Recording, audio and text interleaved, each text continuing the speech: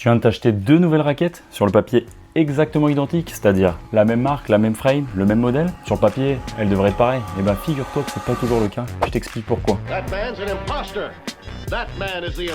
Sortie d'usine, les marques se donnent une bonne marge de environ plus 7-7 sur le poids et sur la balance, deux choses que tu peux contrôler. Qu'est-ce que ça peut donner? C'est-à-dire que tu peux avoir deux raquettes avec 14 grammes d'écart, qui fait un écart monstrueux, et ça va aussi influencer ta balance. Et une donnée que tu peux pas contrôler la plupart du temps, le swing weight, avec des fois des écarts jusqu'à 10 points, 15 points, ce qui est énorme et ce qui te donne deux raquettes qui n'ont pas grand-chose à voir et qui fait en sorte que tu n'as pas du tout les mêmes sensations quand tu passes d'une raquette à l'autre. Très souvent d'avoir des joueurs avec 3 à 4 raquettes et qui vont dire ouais, celle-là c'est ma raquette préférée. Ça n'a pas de sens que ça soit ta raquette préférée étant donné que sur le papier c'est censé être 4 fois la même raquette. Et ben en fait il a cette raquette là qui est sa préférée tout simplement parce qu'elle est différente. Quand on va prendre les specs, et ben on va pas avoir le même poids, on va pas avoir la même balance et l'inertie va être complètement différente. Donc c'est là que nous on vient, on opère, on va faire du matching. Premier réflexe quand tu achètes plusieurs raquettes et que tu vas avoir les mêmes sensations à l'entraînement et en match, fais-les contrôler par un spécialiste. On va prendre les données, si elles sont correctes, on change rien et si jamais tu as des écarts, on va venir les corriger en ajoutant du poids à différents endroits pour que tes deux raquettes, 3 raquettes, 4 raquettes identiques